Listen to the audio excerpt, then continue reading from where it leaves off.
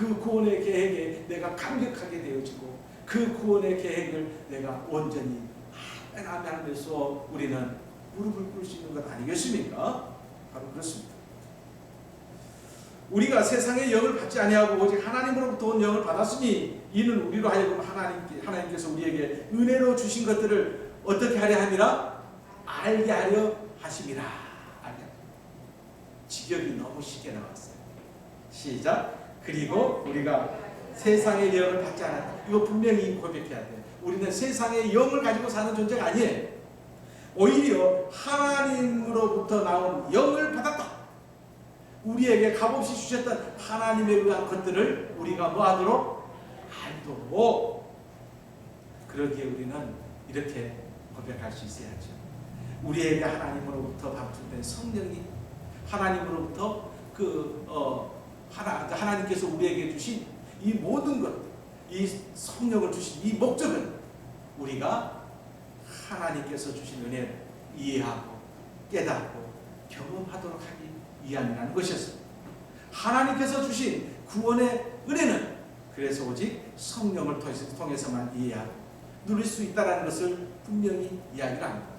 그러기에 그 다음 말이 중요해요. 그러므로 우리는 시작. 그러므로 우리는 인간 스스로의 이성을 통해 참 진리를 찾고자 하는 노력을 뭐하고? 중단하고 누구를 의지하라? 성령을 의지하라. 그래서 우리가 다른 종교에 보면 참선, 그죠? 수행, 막 그런 것들 많이 나오잖아요. 우리 기독교는 그것이 없습니다. 내가 내 스스로 수행을 해가지고 구원에 이르는 종교가 아니기 때문에 그러는 거예요. 그래요. 그래서 우리는 늘 교회 안에서 이런 이야기 많이 합니다. 목사님, 제가 주의 일을 하고 싶어도요, 제가 가진 게 있습니까? 배운 것이 많습니까? 이것은 주의 일하고는 아무 상관이 없습니다. 주의 일은 내 능력으로, 내 의지로 하는 게 아니라는 것이었어요. 그렇죠? 오직 성령의 하나님.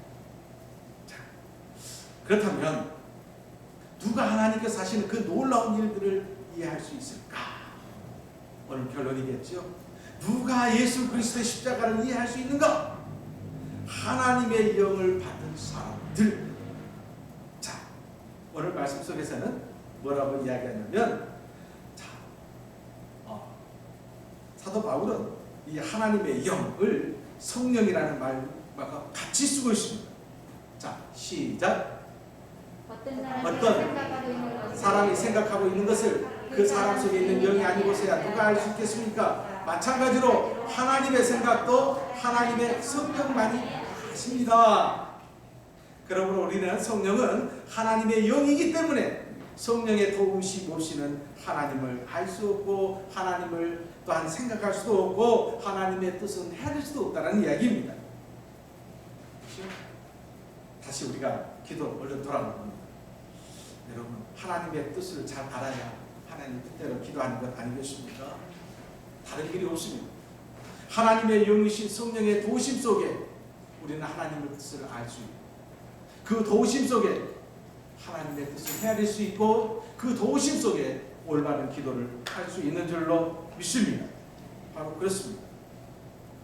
우리의 삶의 자리 속에서 하나님의 영, 성령의 임재와 충만함이 바로 있어야 하는 이유가 우리는 이제 분명해졌습니다. 그러기에 오늘 우리 믿음 생활 제대로, 그죠? 신앙생활 제대로, 예수를 믿되 어떻게? 제대로 이렇게 이야기하지 않습니까?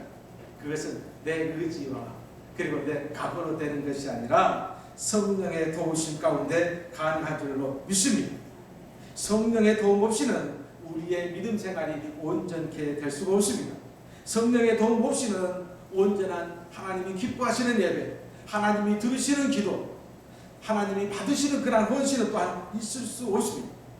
찬송과 기도와 모든 헌신 또한 바로 성령과 동행하기를 기도할 수 있는 저와 여러분 되어야 할 줄로 믿습니다. 고린도전서 2장 9절 말씀 시작. 하나님께서 자기를 사랑하는 자를 위해 준비해 주신 것을 눈으로 보지 못하고 귀로 듣지 못하였으며 마음으로 깨닫지 못하였다. 자, 처음에 우리 한번 보세요. 2000년 전에 예수님, 그 동시대에 살았던 바리새인들도 그랬고 율법 학자들도 그렇고 제사장들, 사두개인들도 그랬습니다. 그들은 알지 못했습니다. 깨닫지 못했습니다. 예수님을 통해서 말씀되어지는 복음 한마디 한마디들, 기적의 놀라운 현장 속에서도 그것을 깨닫지 못했습니다. 깨닫지 못했을 뿐만 아니라 오히려 잃어버렸죠. 오늘 우리에게도 마찬가지입니다. 성령의 도움 없이는 우리도 하나님께서 하시는 일을 이해하지 못하고 하나님의 은혜를 모두 소멸할 수밖에 없습니다. 반대로 생각한다면 성령의 도움을 받는 자, 곧 성령의 임재와 충만함 속에서 살아가는 사람, 다시 이야기하면 성령의 지배 속에 사는 사람은 하나님께서 하시는 놀라운 일들을 깨닫고 하나님의 일들을 이루어나가는 복된 삶을 사는 줄로 믿습니다. 저와 여러분의 복된 삶이 바로 성령님과 함께하는 삶이 되시기를 주의 이름으로 간절히 축원합니다. 기도드리겠습니다. 성령의 하나님께서 오늘 저희로 하여금 이 자리에 있게 해주셨습니다. 성령의 하나님께서 하나님의 말씀을 듣게 하시고 알게 하시고 깨닫게 하시고 고백하게 하여 주시어서 또한 이 땅에서 하나님 나라의 백성을 온전케 살아가게 하실 뿐만 아니라 우리의 삶의 자리 속에서 하나님의 뜻을 이루어나가게 하심을 믿습니다. 우리의 삶의 자리 오직 보혜사 성령님의 하나님과 동행함을 통해서 마침내 하나님의 뜻이 드러나는 복된 삶들이 되어지게 하옵소서. 예수님의 이름으로 기도드립니다. 아멘.